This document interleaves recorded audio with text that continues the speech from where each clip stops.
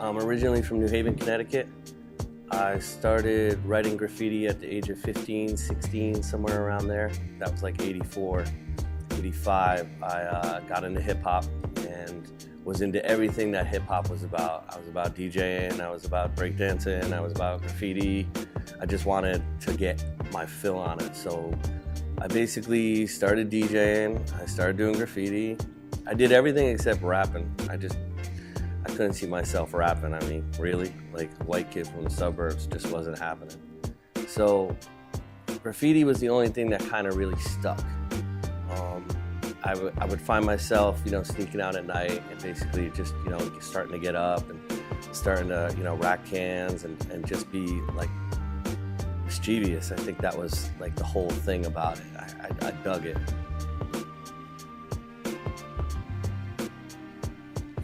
The first part of New York, closest on the train line, was the Bronx.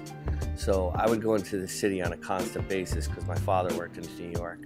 So there were people like writers like Cav and Cento and Reese and Scene and Wayne and a lot of FC, a lot of COD, a lot of UA, a lot of AOK. These are all crews that I was taking pictures of and was heavily influenced by. These guys were constantly getting up, and we would always go underneath the 238th Street Bridge on your way into New York on the Metro North line. So New York was, a huge influence on me. And then we had local writers that were, that brought me up, like Eros 165. He basically kind of just brought me up, me, Kem, Dean, and a couple other like local writers, and we would just paint on a regular basis. So I would say those are the graffiti writers. At the same time, I was going to art school, so I was starting to learn about all different kinds of art and pop art and all this. I read comics. I was big time into comics, so like Lichtenstein and Warhol and Jasper Johns. A lot of the pop artists were just really big for me because they were using new technologies and screen printing and things that were common to me in apparel. And I just started to see that you could just take all these worlds and mash them up.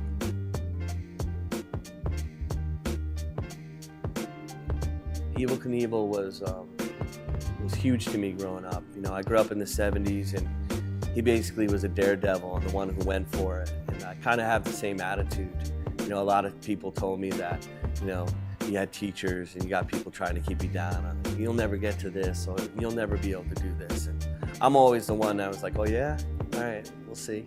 And I kind of take that attitude of Evel Knievel and the red, white, and blue, and the hero status of him, and just the pop art aspects of it, kind of like Jasper Johns with his, doing the American flag and stuff like that. It was just something that I connected to hardcore. There's a lot of Americana, like Bob's Big Boy and Evel Knievel and Catch Up, that it's me. That's basically what I'm made of, and I grew up on, and I'm always going to refer back to it.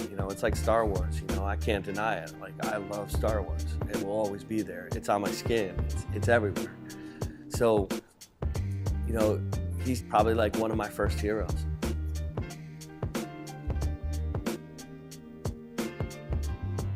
If you think about it, I don't know, I think there's some like honesty to the Force, and the universe and all that kind of stuff. Star Wars was just a heavily influential movie on, staying positive and overcoming all that darkness and that fear that's out there. And it sent me a real positive message as a kid, and I just always stood by it. As a brand, it's dope. There's nothing better than Star Wars.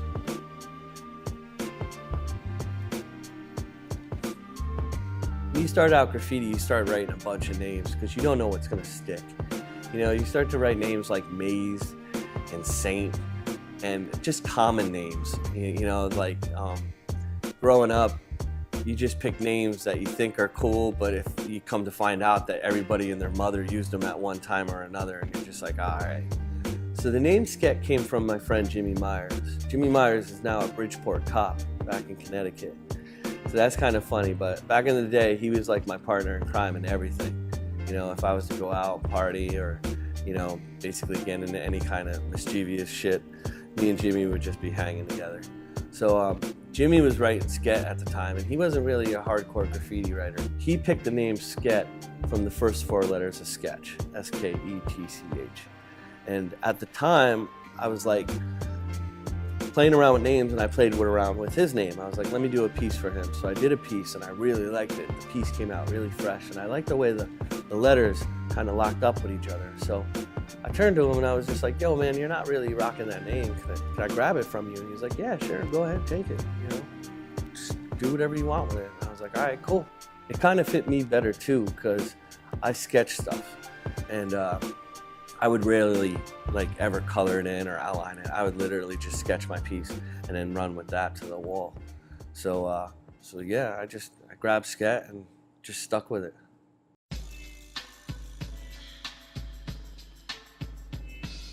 Moving from the East Coast to the West Coast was probably one of the most craziest transitions in my life, just because it's so different out here. Like the East Coast is just hard and cold and rough, and you know there's no relaxing. You know, you just got to keep on your grind, and you just got to keep at it. And you know, I didn't know anything about the West Coast. You know, the internet, growing up doing graffiti, you would just see flicks. You didn't have the internet. You couldn't search East Coast writers, West Coast writers.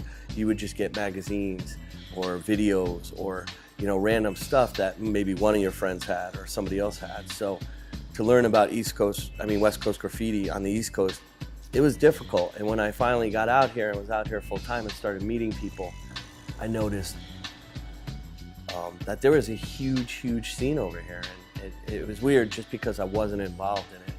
You know, on the East Coast, I could tell you the history probably, you know, from the early 80s up, but out here it was like, I could tell you spotted versions just because I didn't know. It influenced me big time moving out here, because I got to the point where I was like, there's fine artists out here that I'm friends with, there's graffiti artists that I'm out here friends with, there's business people that I'm out here friends with. There's just this whole eclectic group of people that you can literally just pick and choose from and get information from and be around, and the culture, that alone, the culture is just amazing. Like, you know, the Spanish culture out here, it's, you know, there's some on the East Coast, you know, but I mean, you know, I dropped myself right into, you know, downtown LA, and the Mexican culture is just so heavy, it's so thick that to be, you know, white from the East Coast, you're just like, wow, it's almost like, you know, it's a culture shock. It's like almost being in a different country. Even, you know, the Asian culture, like the Vietnamese and, you know, Korean, and there's just so many different, like, I think California is like probably just like New York, you know, the quintessential, like, melting pot of America. And I feed off of that. I love to learn about, like, cultural things. You know, that's why I kind of always mess around with food and, you know, my toys and my customs and stuff like that, because there's a cultural connection to the objects that I kind of play upon in my art.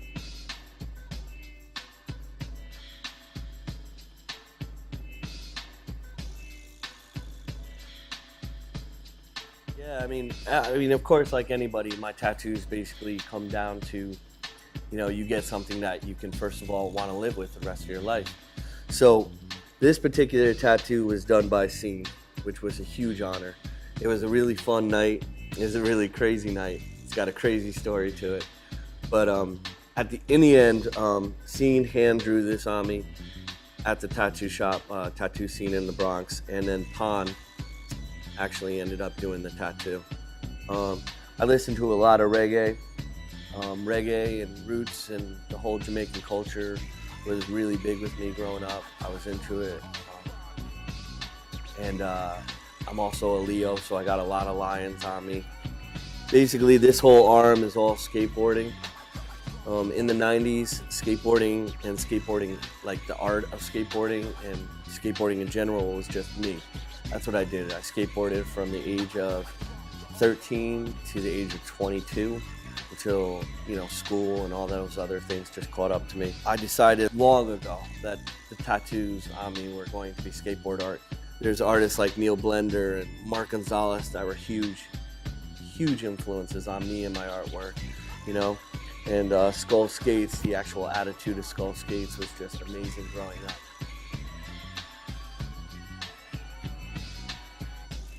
What happened was that Too Advanced, which is one of the probably the top web designing companies out there. They're amazing. TooAdvanced.com, you got to check them out. They contacted me and they're like, hey, you know, we know you do graffiti, we know you do murals, we know you do, you know, installations and art, and we love your toy art and stuff like that. We want you to come out to California and do a mural inside our new office. So I was like, all right, cool. So I you know, they flew me out, put me up. I came in here and I started banging out the mural. And as I was doing the mural, I got to hang out with the owner of Too Advanced, which is Tony Novak.